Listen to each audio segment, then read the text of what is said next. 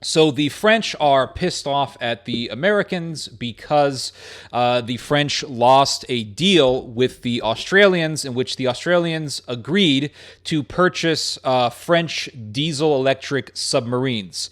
Back in 2016, the French and the Aussies made a deal in which the Aussies agreed to purchase these French diesel-electric submarines, but the Americans and the British made a deal with the Australians behind the Frenchies' backs that the Aussies would instead purchase American nuclear energy submarines, nuclear energy powered submarines. So the Frenchies are very pissed off and they don't like this. And so the French got so angered that they pulled out their ambassador from Washington, D.C., but just recently the French agreed to send that ambassador back. So the French and the Americans, they are trying to do some sort of show where they say, oh, you know, we're cool, we're not enemies, blah, blah, blah. But this indicates a greater underlying phenomena that has been occurring for years. And that is the EU-US rift.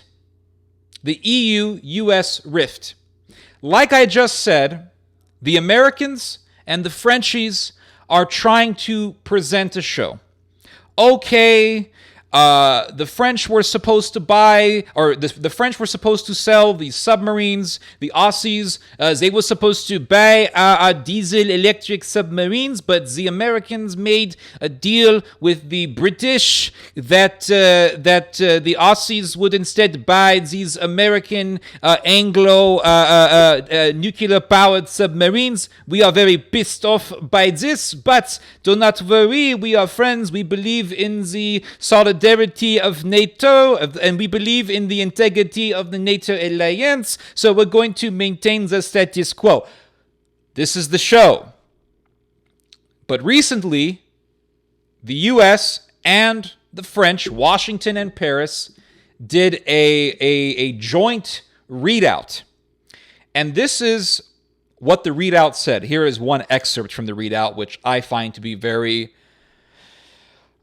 significant and pertinent and relevant to the discussion. This is what it says, quote, "The United States also recognizes the importance of a stronger and more capable European defense that contributes positively to transatlantic and global security and is complementary to NATO."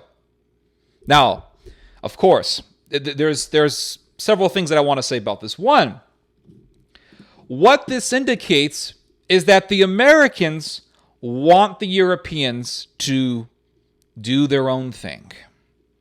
The Americans, as I have said in numerous videos and in many articles, are slowly, gradually doing a return to traditional American isolationism.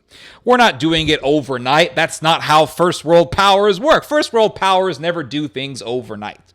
First world powers always plan things decades in advance, right?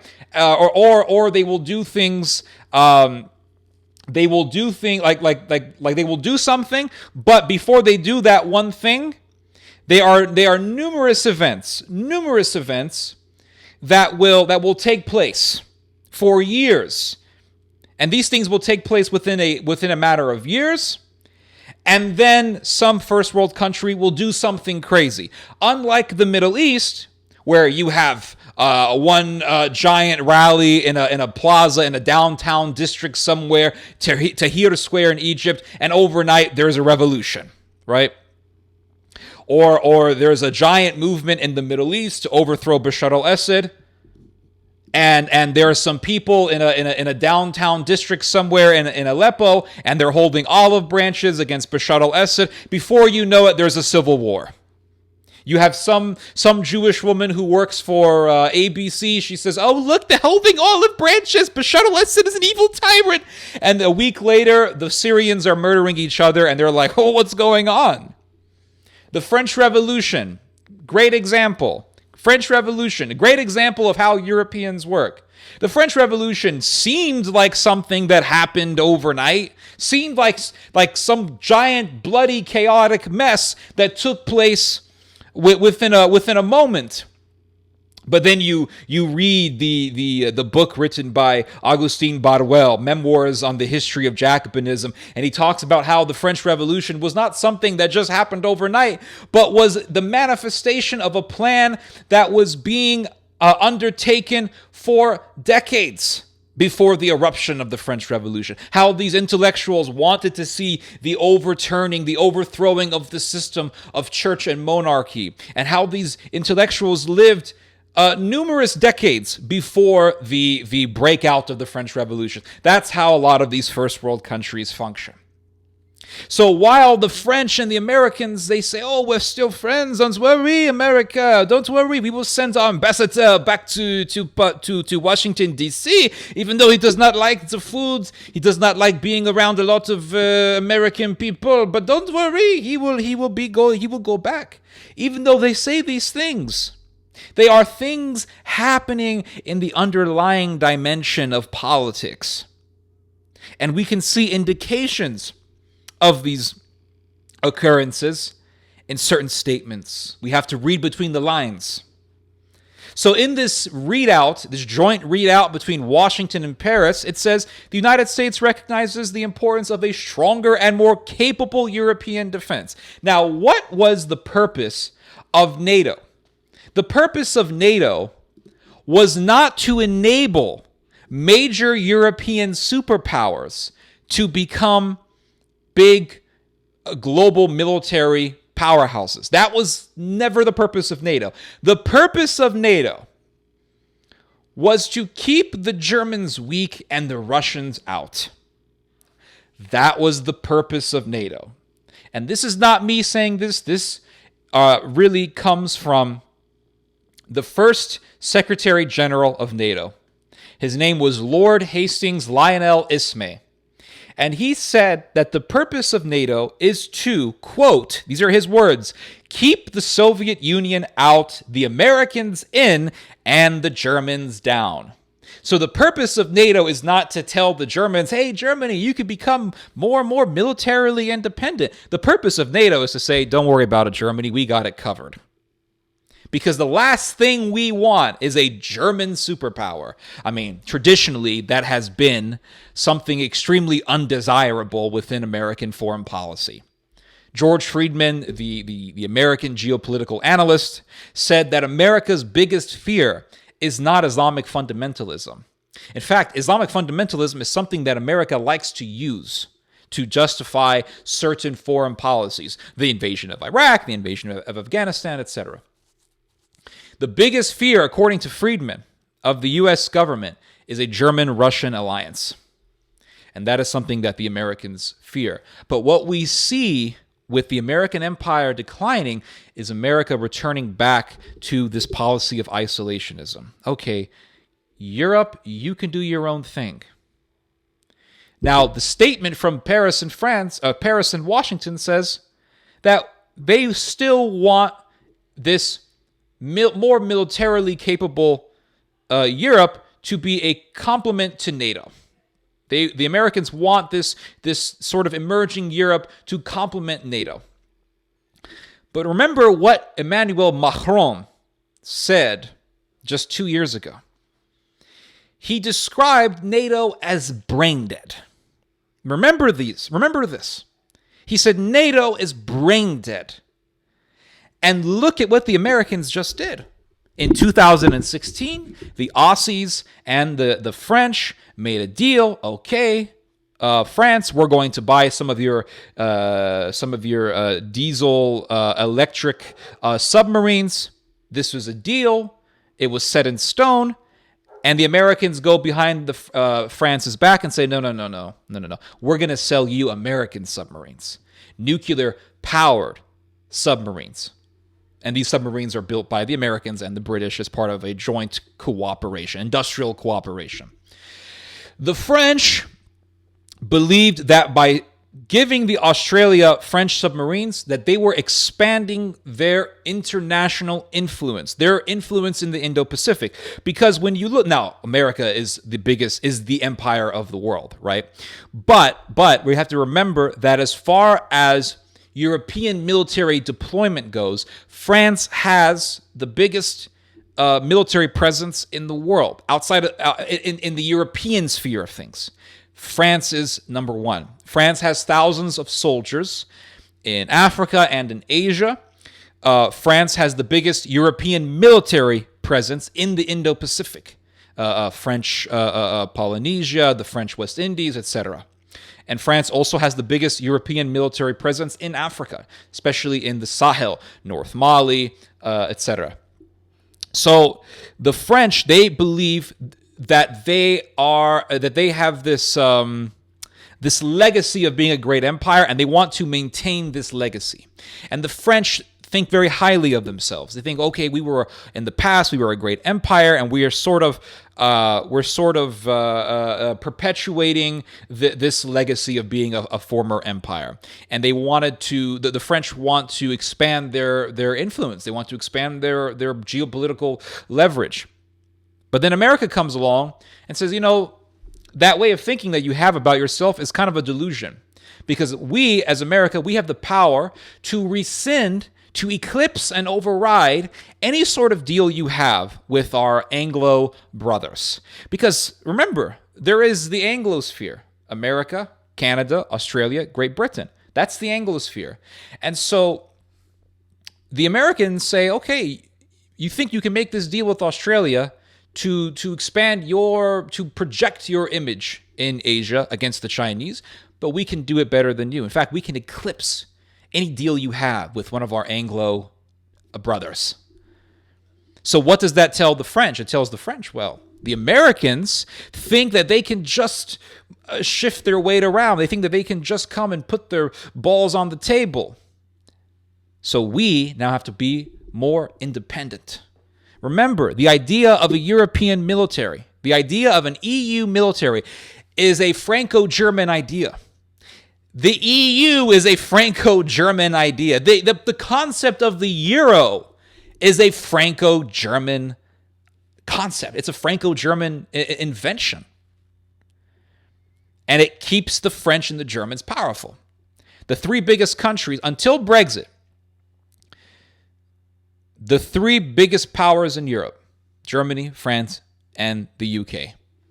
Now it's just Germany and France. So the idea of an independent European military force now has more sway because the British are no longer there. The British are they're the mother of the Anglosphere. The British gave birth to the Anglosphere. America is a child of the UK. Australia is a child of the UK. So what are we seeing here? We are seeing the Anglo-Euro rift. The Anglo-Euro rift. What happened not too long after the British voted in favor for Brexit? The Americans and the British began to talk about deepening economic ties between the US and the UK. Why? Because the UK knows we need to rely more on our Anglo family. We have to rely on that Anglo child that we had between the Pacific and the Atlantic, because Europe, the relationship between the UK and Europe is going to become more hostile. And so we're seeing the rift deepen. This is what's happening.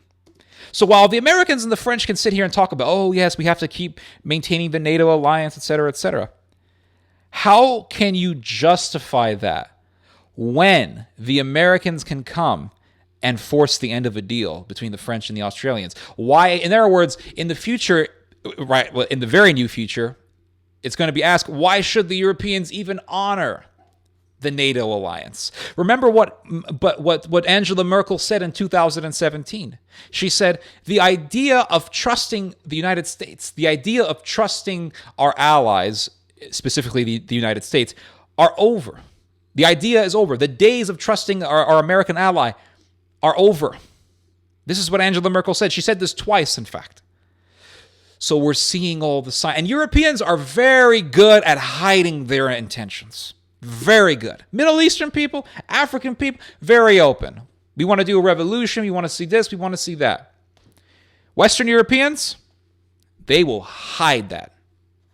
Oh, we're going to maintain the alliance. Oh, by the way, we really can't trust our ally. But we're still going to maintain the alliance, of course. We're going to honor. We love NATO. Yes, love NATO. But those are just words. Look at the actions.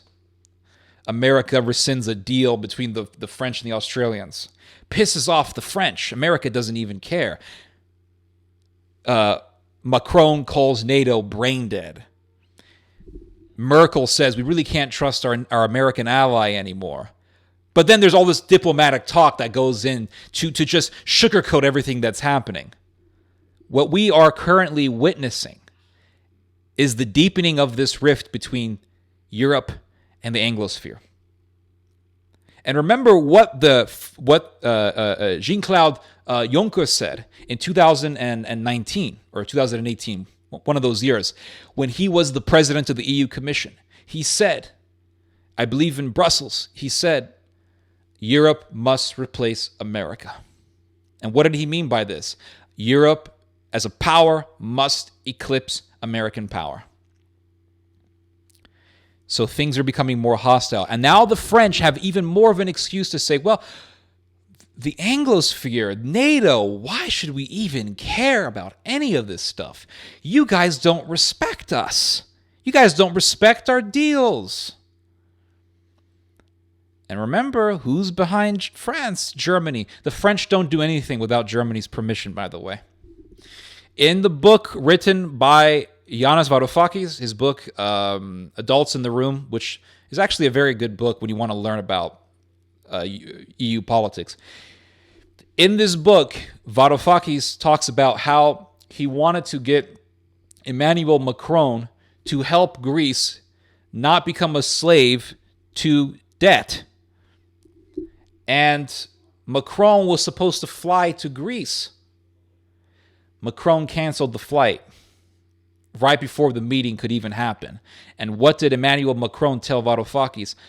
Or what did he tell Varoufakis? He said, I can't do anything because the Germans told Francois Hollande, no, can't have that meeting with Greece. The French are the bitch of the Germans.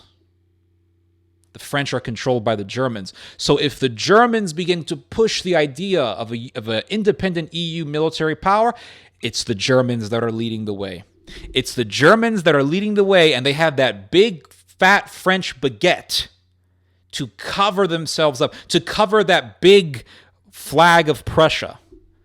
Oh, it's the French. It's a Franco-German cooperative. It's a German initiative. And what we are going to see as this rift deepens is the rise of Germany. If anything, what the Americans did in this case was give the green light to the Europeans.